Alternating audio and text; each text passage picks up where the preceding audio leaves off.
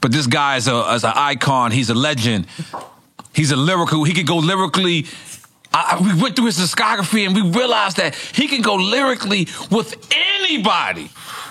Even Jay-Z was one of the ones that said, he don't think I get the lyrical credit that I deserve. Nous sommes à Atlanta à la fin des années 90, une ville en plein bouillonnement musical, c'est-à-dire que là, nous sommes dans une rue et on passe, on entend Ghost Town, DJs, My Boo, wouh! Bonjour tout le monde, c'est Steve de Music Phoenix, vous m'aviez manqué. Ça vous dérange pas que je range mes vinyles pendant qu'on parle? Parce qu'on est dans la voiture, là, on fait le tour d'Atlanta. Et à un moment donné, on entend ce fameux DJ. Il s'appelle Christopher Bridge, c'est DJ Chris Lover Lover. Chris Lover Lover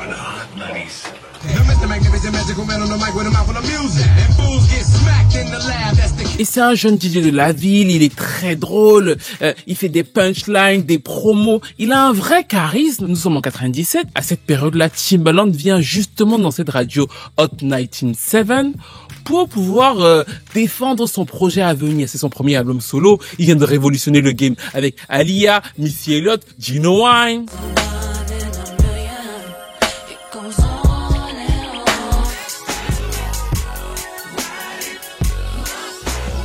Et pendant la promo avec le DJ qu'il trouve vraiment charismatique, ce dernier lui dit, tu sais qu'en vrai, moi là, je sais kicker. Timbaland lui dit non.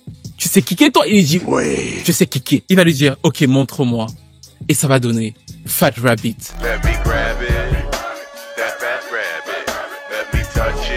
Et le lancement d'une des icônes les plus sous-estimées du rap game sudiste.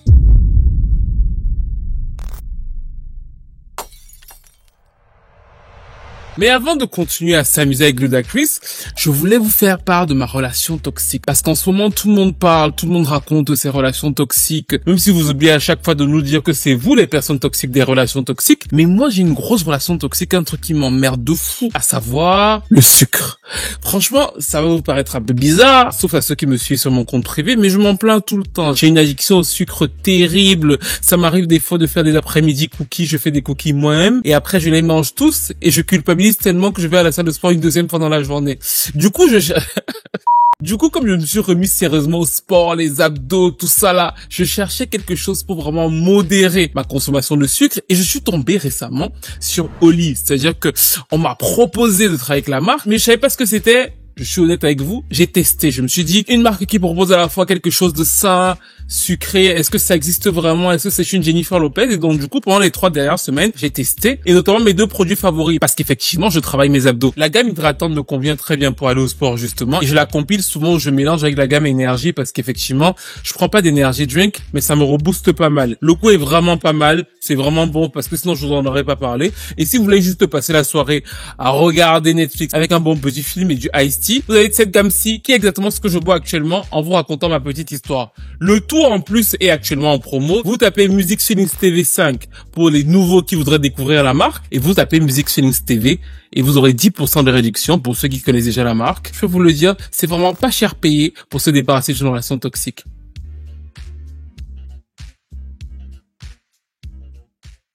Et vu qu'on parlait de toxicité, la relation entre le petit Christopher Bridge, vu que nous revenons au début des années 80, et la musique aurait pu être toxique, ça aurait même pu être, dans un certain sens, fatal pour lui, parce qu'il se passionne très rapidement pour le rap, et parce qu'aussi, il a une famille un peu particulière, à savoir que dans sa famille, tout le monde est plus ou moins star. Son grand cousin, c'est le comédien Richard Pryor. L'une des cousines de son père est une grande animatrice télé. Il fait sa première maquette à 9 ans. Il entre dans son premier groupe à 12 ans. Et au moment où il entre dans son premier groupe et qu'il a 12 ans, il a une de ses cousines qui devient une superstar, chanteuse que certains d'entre vous adorent, Monica. Before You Walk Out of My Life, avec ses fameuses chaussures, les Air Jesus.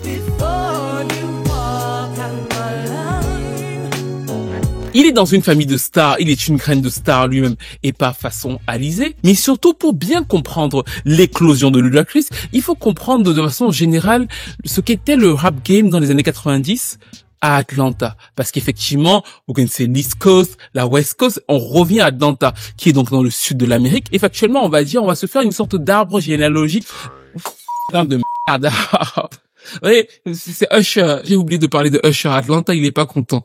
Donc, où en étais-je? Pour bien comprendre Atlanta, il faut bien comprendre, désolé, je fais le décor en même temps, le rap à Atlanta des années 90, et on va le simplifier en se faisant une sorte d'arbre généalogique musical. Dans un côté, on va prendre Outkast, Goodie Mob et The Dungeon Family, qui vont apporter une vraie structure sonore, une vraie identité sonore, décalée, à la fois qualitative. Dès leur premier album pour les Outkast avec Atlian, ils vont pouvoir prouver au mainstream que le rap d'Atlanta peut être à la fois efficace et commercialement rentable. Et de l'autre côté, sur l'autre branche de notre arbre généalogique, on va prendre des gars comme Master P ou encore Lil Jon.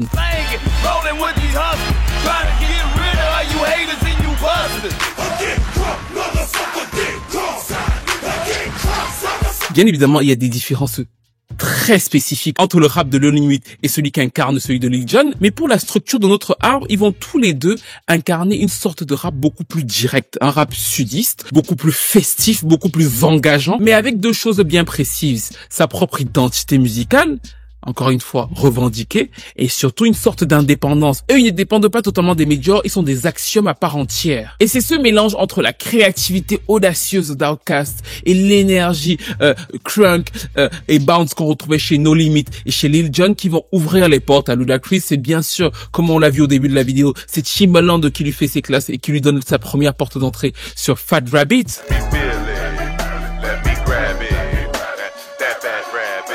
Il signe son premier album qui va s'appeler Ico Negro, et c'est super intéressant parce qu'il crée directement son label. Et c'est pour ça que j'ai signalé qu'il était aussi inspiré par Master P et tous les rappeurs sudistes. C'est-à-dire qu'il va pas directement chez une major. Il crée Disturbing That Peace, il sort son album, et ce n'est qu'ensuite qu'il signe chez Def Jam que Def Jam rachète les bandes. L'album va s'appeler Back for the First Time, et il va être lancé par le single que certains d'entre vous connaissent certainement, What's Your Fantasy, avec Shauna.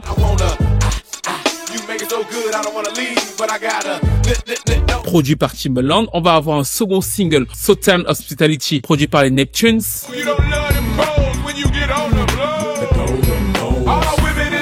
Et ce que j'aime dans ce projet et demi, parce qu'il y a certaines chansons qui se retrouvent dans les deux premiers projets, c'est le fait que vous voyez vraiment son éducation musicale. On retrouve Jermaine Dupri sur Ico Negro, on retrouve beaucoup de Bangladesh avant que Bangladesh ne devienne Bangladesh. Et en fait, donc du coup, il porte vraiment cette éducation du son d'Atlanta et mélangé aux producteurs haute couture de l'époque, à savoir Timbaland et les Neptunes. L'album a un très beau succès pour lui, plus d'1 million d'exemplaires. Il se fait un nom, une vraie place dans le game. C'est un des nouveaux rappeurs qui compte avec 2 millions d'exemplaires vendus en fin de vie. Et c'est à partir de là qu'il va lancer sa propre science.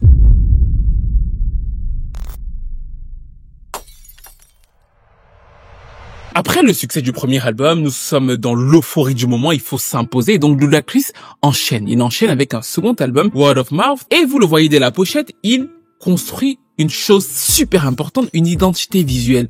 C'est là qu'on commence à avoir son personnage avec la tête très en avant, la bobblehead, qui va devenir progressivement sa marque de fabrique. Pour la petite histoire, Def Jam était totalement contre. Def Jam trouvait que ça faisait cheap, que ça n'allait pas avec l'image justement hip-hop de l'époque, et lui, il va totalement l'assumer. Quand vous regardez les clips de What's Your Fantasy et que vous commencez à regarder par exemple le clip de Rollout en 2001, vous voyez que directement on entre dans un univers qui lui ressemble à lui.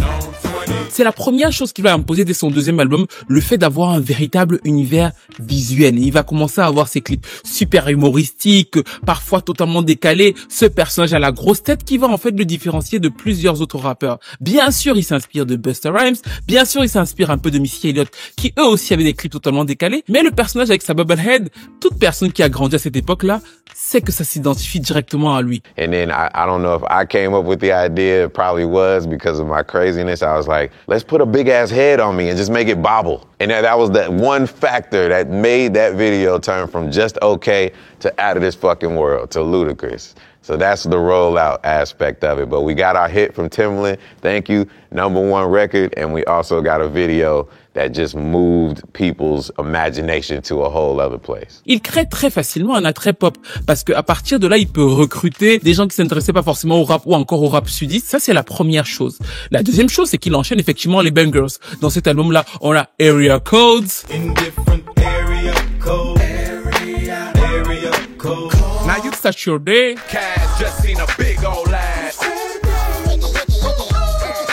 ou encore le fameux Get out the way, get out the way, get out the way. Bien évidemment, vous le savez, Word of Mouth sera un immense succès pour Ludacris, environ 3 millions d'exemplaires, et il confirme son statut sur la scène en tant que rappeur qui compte dans le game, rappeur commercialement viable. Mais surtout, je voulais qu'on prenne quelques secondes pour vous expliquer que le succès de Ludacris est beaucoup plus fin que ce que ne comprend le grand public. Parce que Ludacris est sans aucun doute l'un des meilleurs rappeurs que je connaisse. Et quand je vais dire ça, je sais que vous allez voir plein d'amateurs de rap français là tomber. Oh mon Dieu, Stevie ne connaît pas le rap, il parle que de R&B. Moi, je parle même plus de rap parce que j'ai compris que, franchement, je vais vous dire la vérité parce que moi, vous savez que je dis ce que je pense. La plupart d'entre eux sont des incultes. Comment ça, mon ref? Et quand ils sont pas incultes, c'est des gens qui ont écouté beaucoup de rap et qui ont inversé le sens de la musique. Ils croient que le rap c'est la musique et que les autres musiques sont en dessous, alors que c'est l'inverse. En général, les grands amateurs de jazz, de R&B et de soul sont de très bonnes personnes qui peuvent vous expliquer le rap parce que le rap vient de la musique chantée. C'est pas l'inverse. Et donc en général, ces gens-là sont artbookés sur 2-3 codes et en fait, ils ont beaucoup de mal à prendre du recul sur ce qu'ils écoutent. Donc du coup, en général, ils vont vous attaquer alors qu'ils comprennent pas ce pourquoi ils vous attaquent. Et justement, là, je vous ai expliqué, parce qu'on le fait trop rarement selon moi, pourquoi Ludacris est un des meilleurs rappeurs que je connaisse. La première chose que je vais vous dire, rappelez-vous, le petit Chris Lovalova était un animateur radio. Et si je vous dis que c'est un animateur radio, maintenant que vous réécoutez son flow, What in the world is in that room? What you got in that room? A couple of il a le truc du gars qui est en train de vous animer. Mais ça, on va dire que c'est le petit truc banal. C'est le petit truc qui lui donne, selon moi, l'idée de faire ce que je vais appeler la science du single, à savoir ces trucs super club et super engageants. Rappelez-vous, par exemple, dans What's Your Fantasy, il y a toujours un ping-pong dans plusieurs chansons de Ludacris au moment du refrain où vous devez lui répondre. and I wanna. You make it so good, I don't wanna leave. C'est comme des conversations qu'il tient avec ses auditeurs ou avec une auditrice. C'est-à-dire que dès le second où vous dites vous avez envie de répondre Get out the way. parce que c'est conçu comme ça. Mais en réalité, sa première grande force, c'est que techniquement, il est parfait. Et quand je dis techniquement, je parle bien techniquement en termes de poser. Ludacris, vous prenez n'importe quel couplet, et franchement, je suis pas un fan de Ludacris. Je vous explique vraiment ça, rapologiquement parlant. Vous prenez n'importe quel couplet, vous entendez absolument tout ce qu'il dit. Son articulation est parfaite sur absolument tout. Watch out for the medallion, my diamonds are reckless. Feels like a midget is hanging from my necklace. Et vous pourriez vous dire que c'est banal, mais ça ne l'est absolument pas. Chaque syllabe est nette, intelligible, presque pensée musicalement. Pilot of my own plane, $1 million talk every time the phone rang. Luda never put in work in the dope game, but I did the rap what Escobar did the cocaine. Pablo with the shots though, it's a rapper cemetery where my ops go. They some babblers, never should've chose the battlers. They better off boxing with Marvelous Marvin Hagler or Floyd Money May. Bitch, I stay fresh, put that boy on display. Si vous prenez par exemple Roll Up de Timbaland, la manière dont Timbaland comprend que c'est un très beau et pourquoi le titre selon moi est vraiment très bien pensé, c'est que en fait finalement, si vous écoutez bien la chanson, le flow de Ludacris tombe sur le beat comme une sorte de percussion. Écoutez bien comment la chanson se dépose. En fait, son flow arrive comme une percussion qui est rajoutée au beat, pas simplement comme un flow. La deuxième chose, le deuxième point qui fait que son rap est assez particulier, c'est qu'il est toujours en mouvement. Alors, il fait partie de cette gamme de rappeurs comme Busta Rhymes ou encore Redman, qui sont effectivement toujours très énergiques, toujours de gros performeurs. Mais Ludacris joue particulièrement bien avec ça. Il enchaîne entre débit rapide, pause, syncope, accélération dans le même couplet. Vous avez l'impression que c'est toujours en mouvement, c'est toujours en train de bouger, et ce n'est pas pour rien. Ça donne l'effet de relief à ses couplets. C'est comme si vous le suiviez quelque part. Vous prenez par exemple son couplet sur Yeah de Usher, comment il lance dans la chanson. Vous allez voir cet effet de relief extrêmement fort.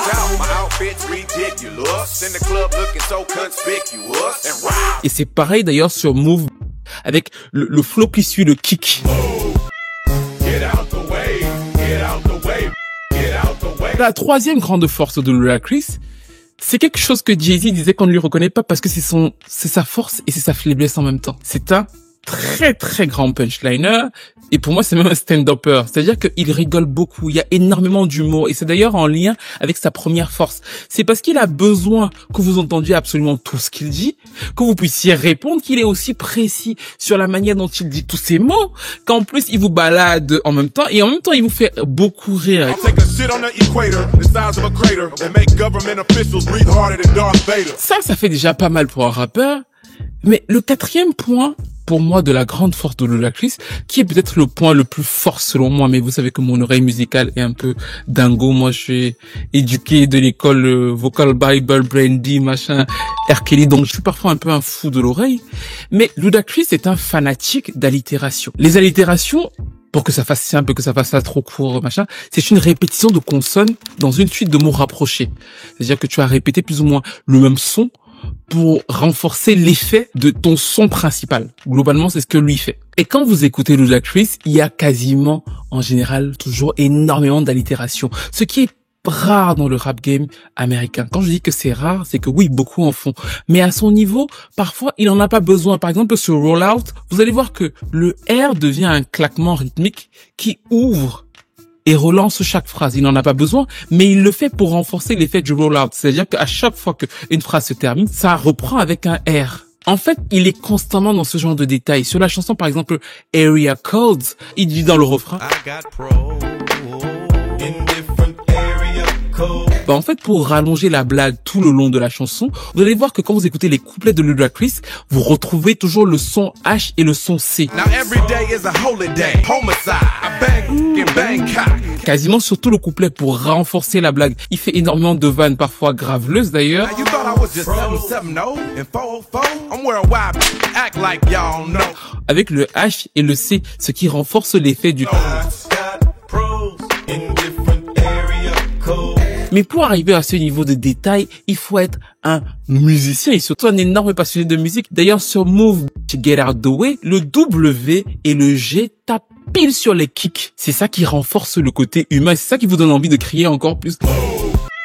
Get out the way, get out the way, get out the way. Ça peut vous paraître totalement fou, mais c'est pas évident d'en arriver à ce point de détail, de faire en sorte que même les kicks de ton beat soient des espèces de points forts pour pousser le public à chanter, mais c'est exactement ce qui va faire le succès de Ludacris, parce que le second album cartonne Word of Mouth, et il va directement passer au troisième, et d'ailleurs avoir une telle notoriété qu'il va commencer petit à petit à aller vers le mainstream. Cette montée vers le mainstream va se faire en 2 temps, c'est-à-dire que la première chose, c'est qu'il va commencer à jouer dans des films. Dans cette aventure-là, il va y avoir de la chance, parce que Ja Rule, qui joue dans le premier Fast and Furious, refuse plus ou moins de revenir sur la franchise sur le second. C'est comme ça que Ludacris a le rôle, ce qui va devenir le rôle de sa vie.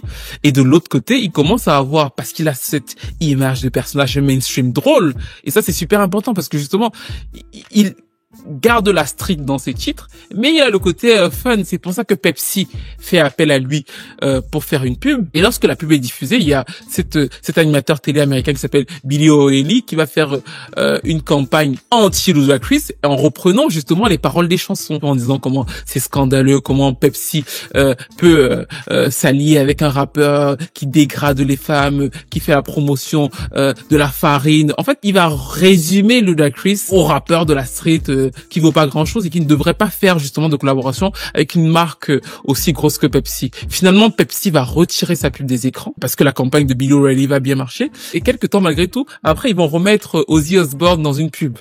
Et ça va faire scandale aux États-Unis.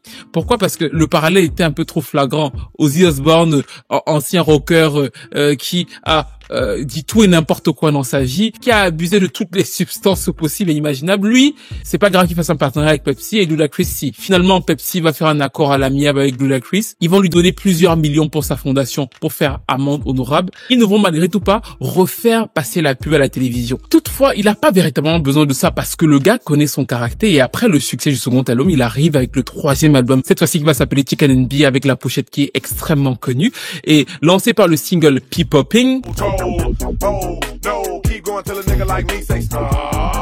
Maintenant que je vous ai expliqué comment il fonctionne, vous comprenez son amour pour les allitérations. Mais le gros succès de l'album sera bien évidemment Stand Up, que lui produit Kanye West avec le clip iconique. Just like that.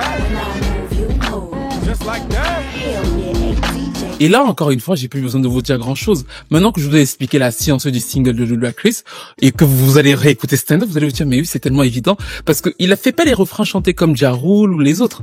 En fait, il y a une sorte de ping-pong entre vous et lui, vous qui écoutez la chanson et lui, qui l'instaure. When I move, you move. Vous avez envie de lui répondre. Et derrière, son flow dans les couplets est totalement dingue. My people outside and they can't get in. We gonna rush the back door and break.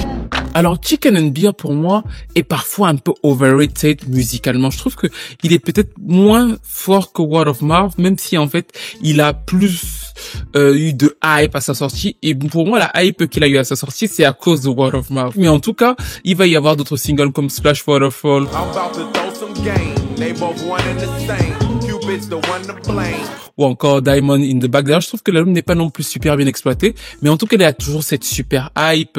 Il continue à monter dans l'univers du cinéma en jouant dans le film Crash. Et l'année d'après, il enchaîne avec un autre album qui va s'appeler The Red Light District, lancé par le single Get Back. Get back, you don't know me like that. Get back, you don't know me like that. Là encore, vous retrouvez son univers visuel avec le bubblehead, les gros bras, l'envie de tout donner dans les clubs dès que vous entendez la chanson, qui sera un gros succès pour lui. Mais mon clip préféré de lui, c'est toujours Number One Spot, parce que là, on retrouve selon moi tout son génie en termes de visuel, vu que c'est un hommage à Austin Power, mais ça reste aussi très hip-hop dans la manière dont c'est fait, et ça montrait vraiment encore une fois quelque chose qui a été un peu perdu selon moi dans cette époque, ce truc très culture des rappeurs. C'est-à-dire qu'aujourd'hui, on voit moins ça. À l'époque, on voyait quand même que les rappeurs avaient une grande appétence du mainstream, mais pas simplement dans le fait d'être mainstream, dans le fait de ramener le mainstream à leur univers. Et dans Number One Spot, qui est d'ailleurs très drôle au niveau des paroles, on retrouve ça. Flip up or get got. Why not, man? I'm coming for that number one spot. Dans cette même période, il se diversifie, il devient le producteur de Shingy, il signe des artistes, ça finit par très mal se passer entre eux, mais vous avez une vidéo sur ça. Il devient aussi le producteur de Bobby Valentino, qui l'accompagne sur le 3e single de l'album, qui s'appelle Pimping All Over the World.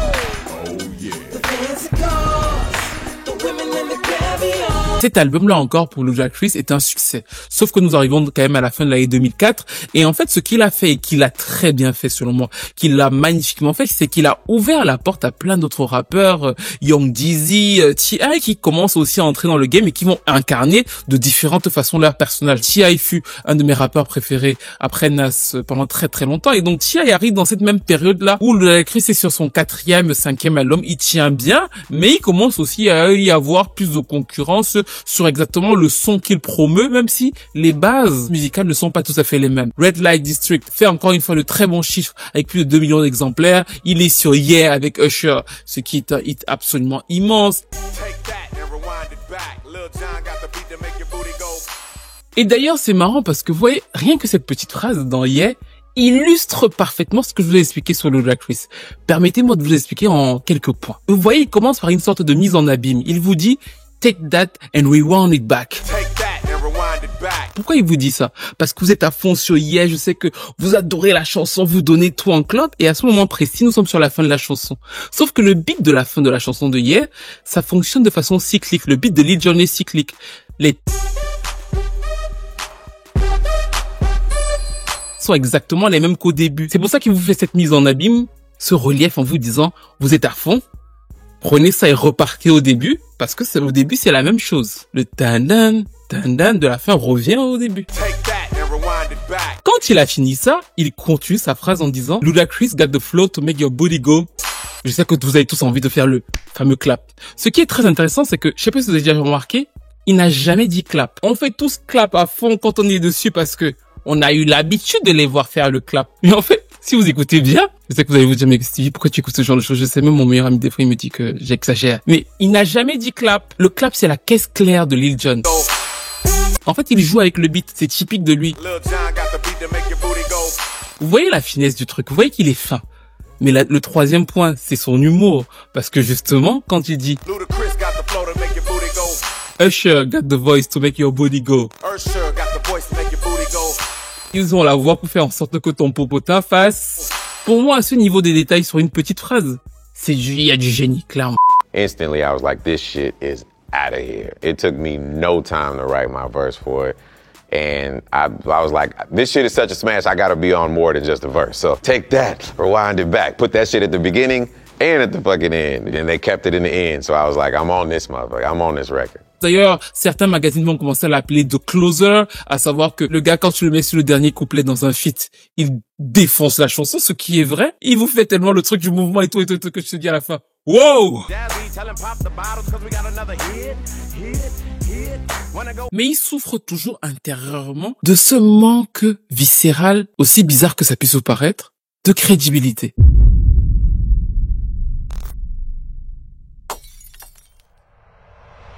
Tout ce qu'il fait a un prix, c'est-à-dire que je vous ai montré le côté génial artistiquement, vraiment fun de ce qu'il fait, mais on pourrait voir à l'envers du décor certaines personnes qui vous disent que ça commence à être souvent la même chose, que ce petit côté DJ de boîte de nuit, en fait j'ai juste envie d'aller en boîte, mais j'ai plus forcément envie d'écouter un album entier de Ludacris, que parfois aussi ces albums sont assez inégaux par rapport à ce que ça peut promettre, et en fait ce qui se passe notamment, et c'est Jay-Z qui l'avait très bien dit, c'est qu'il va payer le prix de l'humour.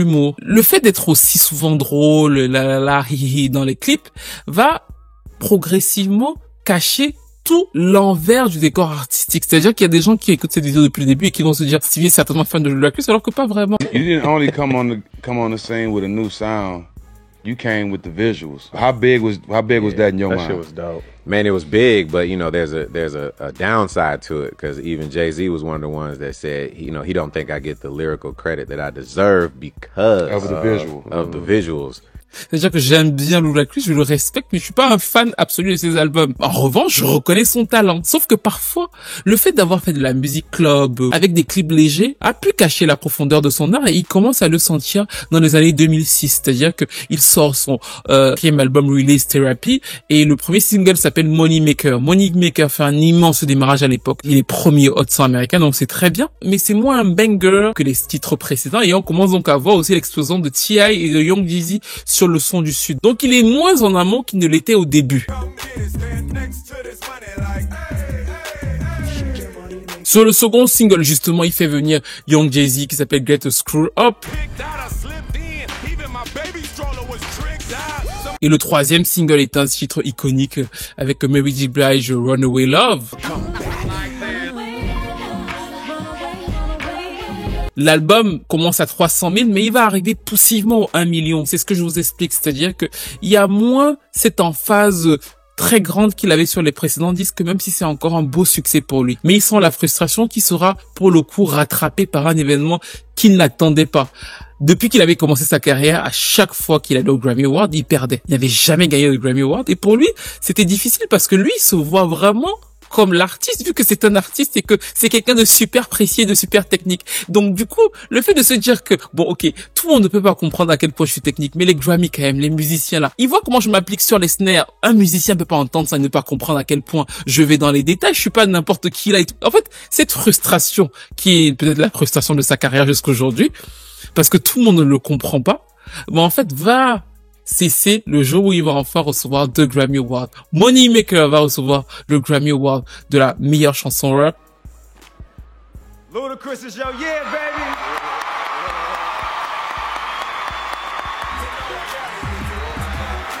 Release Therapy va recevoir le Grammy du meilleur album rap. Et pour moi, même si je trouve que c'était pas forcément mérité cette année-là, en termes d'albums, j'étais content qu'il les ait. Pourquoi? Parce que je trouvais que c'était une belle récompense pour tout le travail des années précédentes et pour l'artiste lui-même qu'il est, en fait. C'est-à-dire que c'est une belle récompense que les musiciens des Grammy lui disent « Ok, on a entendu, t'inquiète pas. » Même si ça parle de fest, de machin, on voit à quel point tu es fort, frérot. The best days of my life outside of my children being born to this day, I literally recorded that album to set out to win Best Rap Album, and I accomplished my goal. That and receiving a star on the Hollywood Walk of Fame were pretty much some of the best, if not the best days of my entire life. And it was my birthday, so what better birthday present can you give somebody? Mais malgré tout, c'est à partir de Release Therapy qu'on commence à voir vraiment une érosion de sa fanbase qui va se faire petit à petit. L'album Theater of Mind arrive 2 ans après, notamment lancé par un titre avec Chris Brown et Sean Garrett, qui sera très froidement reçu par le public de Ludacris, parce qu'effectivement nous sommes dans la période des On the Floor, c'est-à-dire que nous entrons en 2008 et bien évidemment plein de rappeurs essaient de se repositionner pour savoir comment gérer le game, vers quoi je vais, vers quoi je ne vais pas. Et Ludacris fait le truc à mi-chemin entre le titre club, le titre un peu street, le titre un peu poppy, et ça passe un peu mal auprès de son public. Et d'ailleurs l'album va plus ou moins durement être reçu, parce que en général on vous dira toujours que c'est l'album de featuring. Il a peu de substance celui-là, contrairement à Chicken and Beer où on avait déjà le petit côté un peu plus politique. Il va complètement abandonner ça et rester dans quelque chose de moins évolutif que ses précédents albums. Il va le payer cher parce qu'il va difficilement arriver aux 500 000 exemplaires. Et c'est aussi à ce moment-là que T.I. fait cette grosse percée, ce qui était une espèce de balance ambivalente de leur carrière. Et à ce moment-là, on commence à penser que Ludacris c'est fini. C'est d'ailleurs le début des crises autour de sa carrière, mais il annonce ce projet qui s'appelle Battle of Sexes. C'est un projet qui est censé être un album de duo avec Shawnna, qui est la rappeuse qu'on retrouvait sur Watch Your Fantasy et qui était signée sur son label. Et donc du coup, ils décident ensemble de commencer à travailler sur ce projet-là. Finalement, ça ne se fait pas. Et le projet Battle of Sexes va devenir un album solo de Ludacris qui va sortir en 2010. Et sur cet album-là, autant sur le précédent, il allait un peu dans tous les sens. Sur celui-là, il essaie de revenir à un son beaucoup plus sudiste. Je crois que le premier single, c'est How Long. Mais le second single qui va vraiment cartonner, c'était My Chick Bad.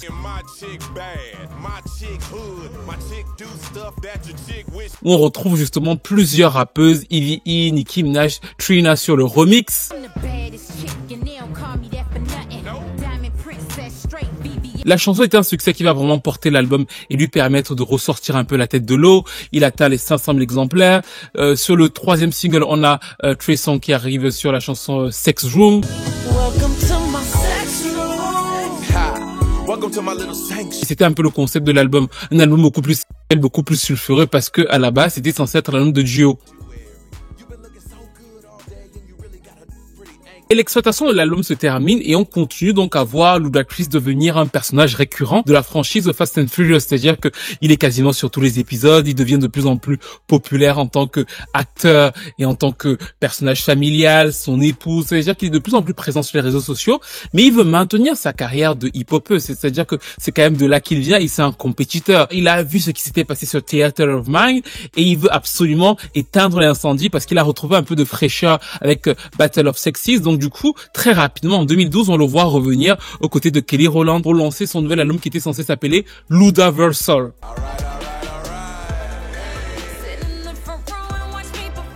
Le single avec Kelly Rowland, pour ceux qui s'en souviennent, parce que je crois qu'on était déjà sur Music Feelings, il y a encore un article dessus, était pas trop mal. Quand c'était sorti, en plus Kelly Rowland était sur plein de refrains à l'époque, c'était pas trop mal. Donc du coup, on attendait la suite pour que l'album sorte. Vraiment, c'est-à-dire que premier single Kelly Rowland pour la street, c'était pas un gros succès. Je crois qu'il fait 97e au Hot 100, donc c'est pas bon pour lui. Mais c'était au moins un single annonciateur de Ludacris qui revient sur ses terres. En plus, ça s'appelait Ludaversal, donc c'était son univers. Problématique, c'est que on reste tranquille et après on nous annonce un single avec Usher, l'homme qui nous a quittés. Mais il reviendra. Je m'excuse pour le décor. On est encore en train de le mettre en place. Et donc du coup, on se dit Ludacris, Usher, l'histoire, Love and Friends et tout. Enfin, on est excité de fou. Et après, on nous rajoute un autre nom, David Guetta. Oui, il a osé.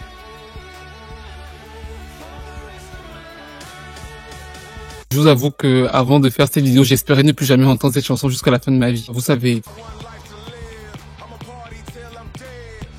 Et j'ai rien contre David Guetta, mais vraiment, les artistes R&B, hip-hop avec lui, c'était vraiment catastrophique. C'est une période noire pour la musique. Mais bon, bref. C'est donc un échec commercial cuisant pour Ludacris. Il y avait aucun espoir. En fait, des fois, en vrai, dans cette période-là, quand même, les DA américains étaient devenus fous. Il y avait aucun espoir qu'un rappeur sudiste qui a construit sa carrière sur les bases de ce que Ludacris a construit, qui est en plein début de chute, qui vient comme ça en 2012. En plus, la vague est déjà passée, se lancer dans un son électro-dance. Mais en fait, il y avait aucun univers pour que ça marche. Ça n'était fait que pour aliéner son public. C'est-à-dire que c'était la meilleure chose à faire s'il voulait couler.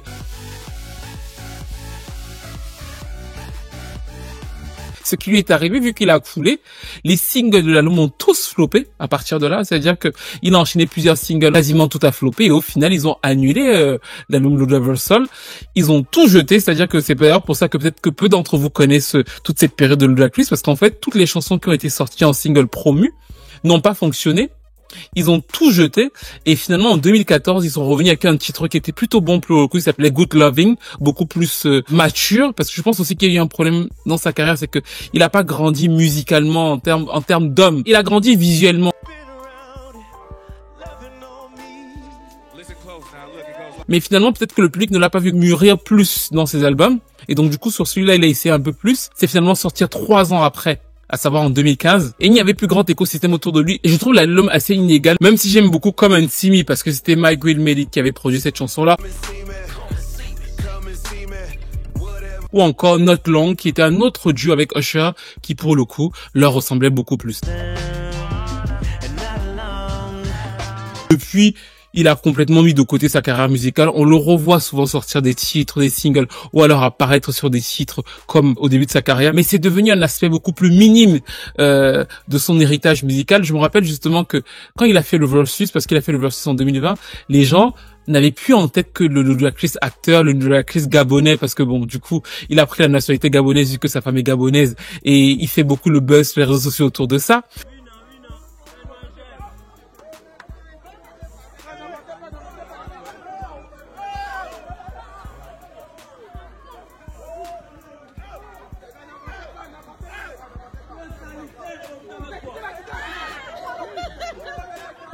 Mais quand il a fait le Versus, je sais pas si vous en souvenez, peut-être beaucoup d'entre vous étiez là avec moi, j'avais dit que Ludacris allait battre Nelly, parce qu'il avait fait un Versus contre Nelly.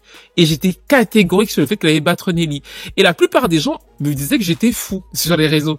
Parce que la plupart des gens se disaient que Nelly a plus de gros hits que Ludacris.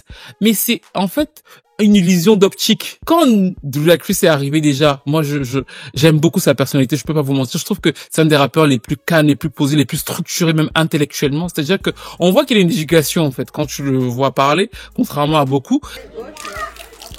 They haven't had water since 2020, so now clean water again.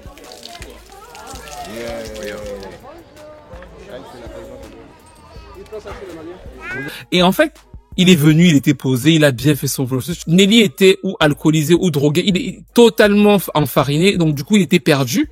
Et Ludacris l'a défoncé hit par hit, parce qu'au bout du 13e titre, Nelly avait certes beaucoup de hits, mais il avait beaucoup de hits hyper mainstream. Ludacris c'était la street, le hood, donc il a enchaîné jusqu'au bout. Et à la fin, clairement, Luda était le vainqueur. Yeah. We on that Woo, let's go. Well, shit gonna get tricky, you know what I mean? Let's give him a shot. Et du coup, nous arrivons donc à la fin de cette vidéo qui revenait sur la carrière de Ludacris. J'ai toujours un peu de peine pour lui, j'ose le dire comme ça, parce que je trouve vraiment que techniquement, c'est un des meilleurs rappeurs américains de sa génération, en termes de technique. Mais qu'il est jamais cité pour les raisons que je vous ai évoquées dans cette vidéo et qui reviennent souvent.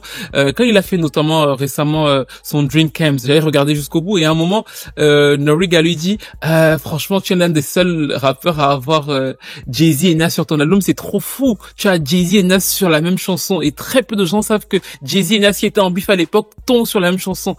Let me stop right now, because you also have a record with Nas and Jay-Z. And Jay. Oh yeah. One of the only artists that got a record with Nas and You and Jay. Shaq. Et ça m'a fait un peu un pincement au cœur parce qu'il dit oui, quelques personnes savaient. Après il dit maintenant les gens vont savoir comment ils ont regardé ton émission parce que vous avez beaucoup de viewers.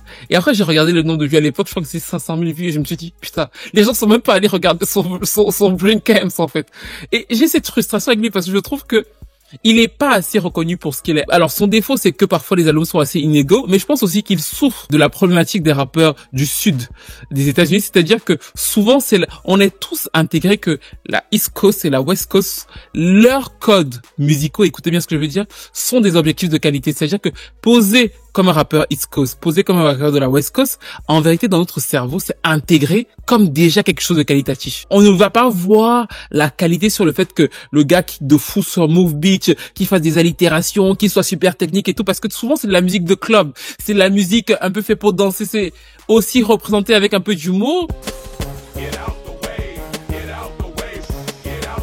Et on peut passer à côté du fait que parfois c'est hyper qualitatif, parfois c'est hyper pointu musicalement. Et c'est d'ailleurs pour ça que je trouve que même si je pense pas que Release Therapy soit son meilleur album, j'étais content de voir qu'il ait gagné au moins 2 Grammy, récompensant globalement finalement ce qu'il avait apporté dans le game. Why don't you think get the credit? I play too goddamn much. That's what I do. You know, and I wouldn't have it any other way. That's why my name is Ludacris. It's beyond crazy. It's wild. It's ridiculous. I like post effects and augmenting reality, big ass shoes, a big ass chain, and bobblehead and all that. So it's like I get it. You know, I can't be mad at it. I just have to show the multifaceted aspects of myself, and I actually love that. Je trouve d'ailleurs que T.I., on aura l'occasion d'en parler, on parlera aussi de leur petit bif de l'époque, à différents niveaux, souffre un peu de ça. C'est-à-dire que ce côté où les rappeurs du Sud, souvent inspirés de la bounce, de la trap, partent avec un désavantage dans notre imaginaire qualitatif, même le mien d'ailleurs, alors que il y a très peu de rappeurs new-yorkais qui pourraient poser par exemple de façon aussi technique, qui pourraient penser d'ailleurs, je dis même poser, même déjà penser à poser de façon aussi technique que Ludacris le fait par exemple ce roll-out en fait.